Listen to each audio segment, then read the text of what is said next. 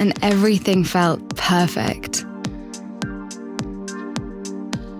What did you think of the moral situation here? It's a very timely piece. What did you guys think of Right to Be Forgotten? On the one hand, it feels like a PSA, but it's very, very well done. Voiceover over montage, essentially. And we feel for this young woman what happened to her, and it's a cautionary tale for everyone to pay attention to. Yeah, absolutely, absolutely. There's definitely this sense of, this is what can happen, and these are things that do happen, and this is a story that is that has happened many, many, many times, and there are many people who are victims of it, and once those things are out on the internet, they can never be erased, right? And if it is a PSA, it's done in an exceptionally, it doesn't feel like a PSA in regards to its production quality, right? It is very glamorous, very polished, very well edited, very shiny and round and pretty warm. I also think it was interesting, part of me was like, yeah, those are my pictures. I'm that attractive. Not everyone has that response.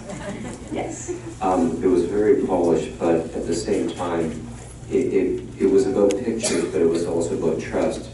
And she trusted him to the depths of her heart. And she thought she was in love with him, and she wanted to be kind to him, and he betrayed her. And that's another theme, I thought.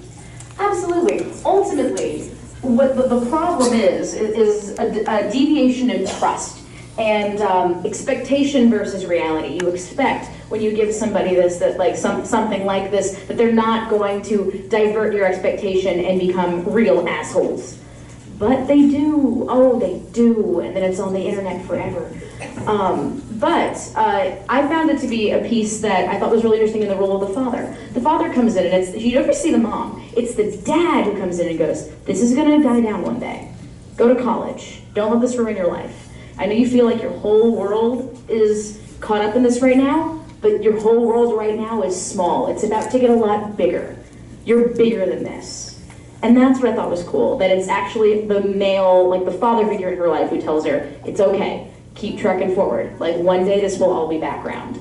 That if I didn't stay, he'd post my pictures on Facebook and send them to my parents. I think basically it's a story of control. He didn't want her to go to college. And I think because of that, he could try to continue to control her. And even though she got her admission, so he wouldn't let it go. Yeah, and it's a weird thing. I don't want anyone else to have you, so I'm just gonna go throw your pictures all over the internet. It's a bizarre. It doesn't paint him in a good light, but he's the villain of the story, right? But it's one of those things that people do things without realizing the long-term ramifications of them, especially when they're young, and they do paint the picture that these are kids, maybe out of high school, right? So these are the consequences. So for that demographic, it's an important message to be heard for sure. And it's told in a very palatable way, as it's so pretty and lovely to watch. It's well acted for such a tightly edited piece, right? It's only, 5 minutes, 6 minutes?